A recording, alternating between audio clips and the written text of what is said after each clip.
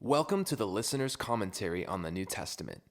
Your guide is pastor and theologian Dr. John Whitaker, and the heart behind these studies is to help you better understand the text of Scripture so you can more fully live it out. It's all about helping you learn and live the Bible. Here is the book of Galatians. Welcome to the Listener's Commentary on Paul's letter to the churches of Galatia.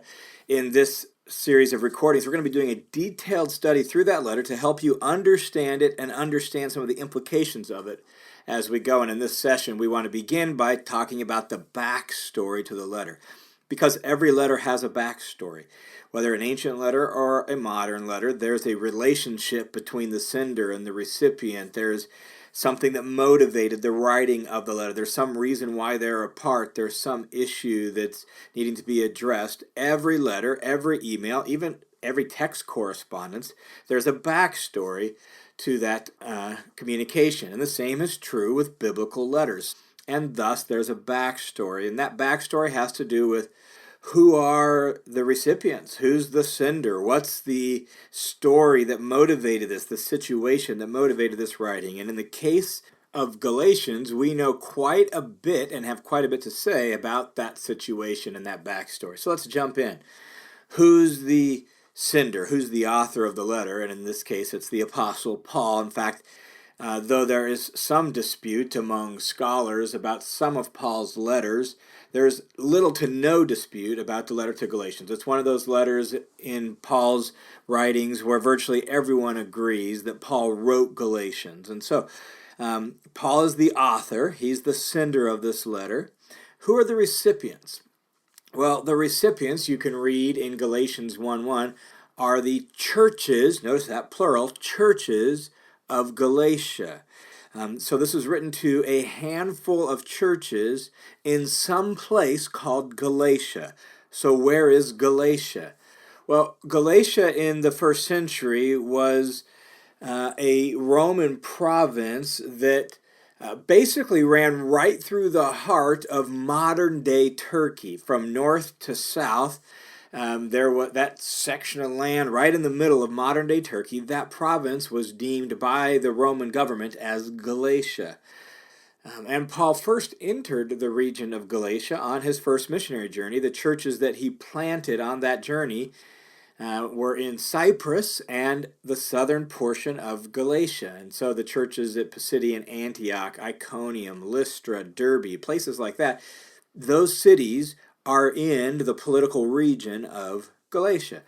And so when we say who are the recipients, well, we're talking about some group of churches in the province of Galatia. There's been some debate historically as to exactly which churches we're talking about. I think that debate is increasingly old news and old data.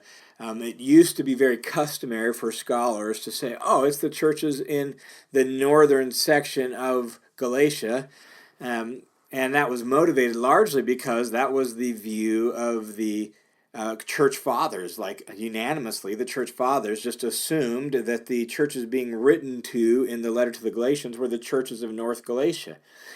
The reason the early church fathers did that was because by their time, by their day and age, only that northern section was called Galatia. The southern section had been kind of the boundary lines had been redrawn, and the provincial names had been changed. And so those churches that were started on the first missionary journey were no longer in the region of Galatia by the time of the second century and beyond. And so the early church fathers just assumed, oh, these are to the churches, this letter's written to the churches of Galatia. Well, Galatia is only the northern section. But we now know that Galatia included the southern section in Paul's day. And since we have no record of Paul ever starting churches in the north, we don't know when those churches got started and how they got started, and Paul seems to have little to no relationship with those churches in the north. It's best to assume that the churches of Galatia are those churches that Paul started on his first missionary journey in South Galatia. So the churches in Pisidian Antioch, Iconia, Lystra, Derbe, maybe Pamphylia, and some of those places, that's Galatia. And it's probably those churches that Paul is addressing in this letter. So it's a circular letter to a group of churches that Paul started on his first missionary journey. Now, when was the letter to Galatians written? And again, we're not 100% certain. There is a lack of clarity exactly on that. It really boils down to this issue. Is the letter to Galatians written before the Jerusalem conference that's recorded in Acts 15? The date for the Jerusalem conference is approximately AD 50. So is it written before 50 or is it written after 50? And the reason for that being such a key question is because in Galatians chapter 2, 1 through 10, Paul describes an event there, really a gathering of the church leaders in Jerusalem that sounds very much like the Jerusalem conference, but scholars don't agree on whether that's the event that's being referred to. And so some scholars say, well, no, that's not the event. That's not the Jerusalem conference of Acts 15. That's a different meeting in Jerusalem. And so they'll put it before AD 50. They typically date it around 49 and say it's Paul's earliest letter that he ever wrote. Other scholars are like, well, no, it seems pretty obvious that the event described in Galatians chapter 2, 1 through 10 is the Jerusalem conference mentioned in Acts chapter 15. And thus this letter has to be written after that event. And so they'll put it sometime after AD 50, usually anywhere between 54 and 57. And say, okay, that's sort of the range, but we don't know exactly when it was written. And so personally, I'm in the latter camp. We'll talk about that more when we get to Galatians chapter 2. You'll hear the reasons why I think that event is the Jerusalem conference recorded in Acts 15. But for our purposes here, I would put the letter to Galatians as written after AD 50. And from there, I kind of shrug my shoulders and say I'm not exactly sure when in the timeline of Paul's life, it actually shows up. Could be as early as maybe 51 or 52. Could be as late as 57. I'm not 100% certain. There's a lot of overlap in thought between Galatians and Romans, so maybe he was writing them around the same time, which would push it later, 57-ish or so. But I don't really know. And again, it's not 100% certain. It's not 100% clear. I am pretty certain that event in Galatians 2 is the Jerusalem conference, and so I think it's best just to date it sometime after AD 50, maybe around 53 or 54, but we don't really know for sure. Now, what's the circumstance? That's really the key thing. What motivates this writing?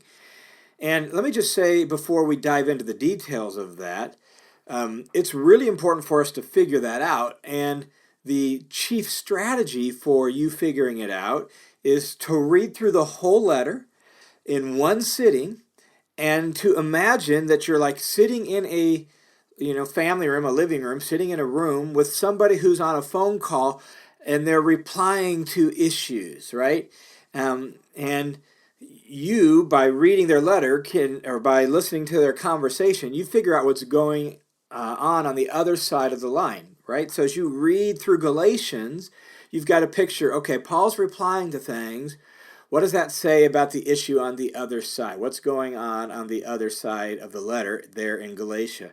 And as you do that, you begin to put together a little picture of, oh, I see. And then, scholars with their education, their knowledge of the culture and all that, they can add in some details. But it begins simply by reading through the letter and beginning to hear exactly what's going on and what Paul is addressing. When we do that, here's what we learn.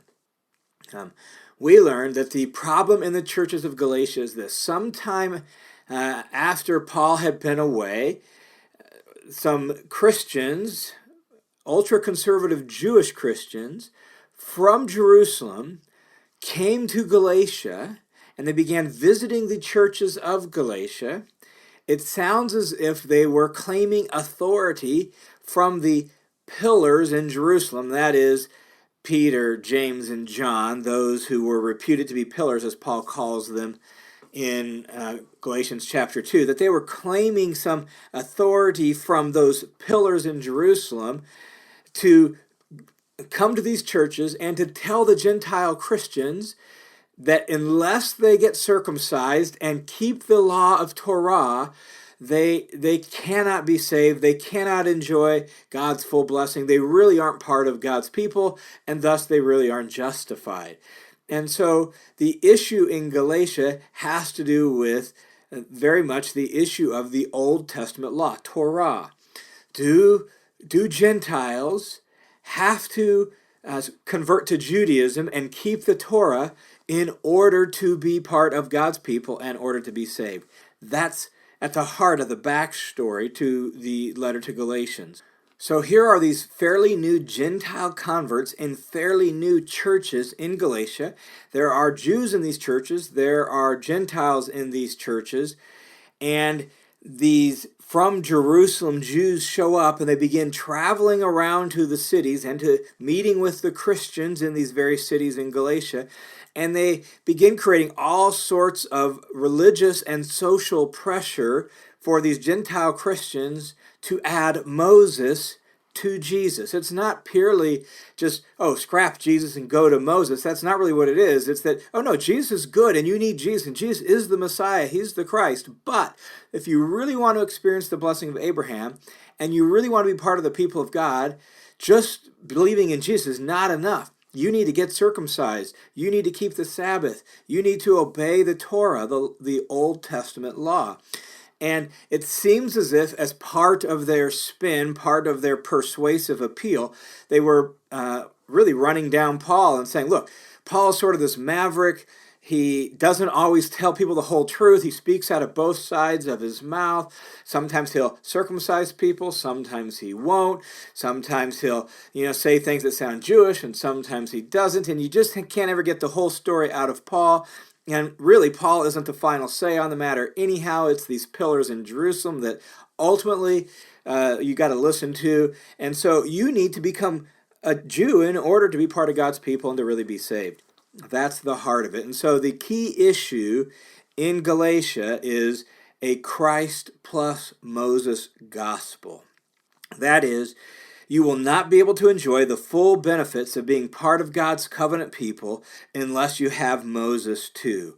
Not just Moses, but Moses and Jesus. Moses plus Christ. And certainly, for a faithful Jew, that made a lot of sense, right? Like for a faithful Jew, as part of their heritage and part of their customs, they're going to keep the law, and Paul had no problem with that.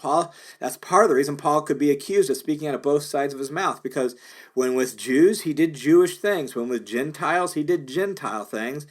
And that's what, basically gave some place to this criticism that Paul spoke out of both sides of his mouth. And that's because Paul was a Jew, and he wasn't against Jewish traditions and Jewish culture and Jewish customs for Jews. But when all of a sudden you mandate them as part of the gospel message, and you mandate them in order to be part of God's people and to be justified, at that point, Paul becomes incensed. And that's what's going on in Galatia. They are being told that their conversion is only like a half conversion. It's incomplete conversion. They're being treated like they're second-class citizens in God's kingdom. And for Paul, this is not a preference issue. This is a gospel issue. And so you'll find a lot of fiery rhetoric in the letter to Galatians because Paul is really upset by this. Now, as we hear that and we understand this situation behind the letter, what we come to realize is that Galatian legalism, when we speak about legalism in the book of Galatians, Galatian legalism is not simply works salvation. It's not simply being too works oriented, meaning like, you're too into obedience and works. That's not Galatian legalism. It is at a popular level, sometimes spun that way, sometimes couched that way, but that's a misrepresentation and a misunderstanding. The issue in Galatia is not earning your salvation or working for your salvation. The issue in Galatia is the Old Testament law. Do you have to keep the Old Testament law in order to be saved? And immediately we hear that in our modern cultural context, and more often than not, we're like, oh, well, that's just not our issue. And so we have a hard time maybe immediately resonating with the letter. And that's maybe some of the reason why we have too quickly turned it into an issue of work salvation. But let's not go there too quickly. Let's make sure we hear the letter on its terms before we try to make it speak to us today. The other thing I would say about that is increasingly in various places, The Galatian issue is a very real issue. I had a colleague of mine in ministry who very recently, shortly before I started recording this commentary on Galatians, visit a church in California in the United States, where he was confronted by a man who claimed to be a Jewish Christian who had visited every church in that town and had basically said the exact same thing to those churches that these false teachers were teaching in Galatians. That they needed to keep the Torah and they needed to abide by the food laws and all the rituals that they could of the Old Covenant in order to be fully participating members of the people of God. And if you weren't teaching that, then you weren't teaching the true gospel. That's the issue in Galatia, and we are seeing in places a resurgence of that. And Paul goes to bat for the gospel very vigorously in the letter to Galatians, because for him this is a serious issue. The fact that Messiah has come means that the day of the Torah is done. Not that we can't learn from the Torah, not that's not God's word to us. It means that it's done as the covenant in which God's people are formed and found. And so the Torah, the Old Testament law, and the Old Testament itself is an important part of the biblical story. It's the beginning part of that story. We learn tons of things about the ways of God, the values of God, the actions of God from the Old Testament. It's just no longer the active covenant for the people of God today, and that's what Paul is going to argue in the letter to Galatians, and he's going to argue that very, very vigorously. The other thing I would say is that when you listen to what Paul says about this circumstance in Galatians, it does show up in some degree, or does at least move towards, to some degree, this idea of works salvation, although that's not really at the heart of the issue in Galatians. Paul wants us to be sure that it is by faith that people are justified, and it is a faith that trusts the Messiah and walks by the Spirit, and thus people are made holy by the Spirit's work in their life as they live in deep attachment with God. More on that when we get to Galatians chapter 5. And so Paul's not opposed to works per se, and that's not what he's arguing against in Galatians. It's just that he's arguing against the works of Torah as necessary for Gentiles who want to be part of God's people. And he points out in doing so that even Jews know that the Torah was incapable of justifying, and that the Torah was incapable of helping people become the kind of people that God intended them to be, not because the Torah was bad, but because our flesh was bad, because we were fallen, so we needed regeneration, we needed the Spirit. All of that will get explained as we go through this commentary, but in brief, you just need to hear that now. So, the situation in the letter to Galatians is that they are being told they have to become Jews in order to be part of God's people and be justified. Paul writes Galatians with fiery passion to dispel this false notion. His clear rebuttal is Christ alone. Christ alone. Not Christ plus Moses, not Christ plus the law. Christ alone is where justification is found. Christ alone is where the people of God are found. By faith in Christ alone is how we live now as God's people. Our operating method is now trusting in Messiah and walking by the Spirit. It's Christ alone. And so Paul argues for this defense of the gospel with great passion here in the letter to Galatians, and he does so in such a way that it really is instructive to us about living by faith in Jesus. That's what Galatians is all about.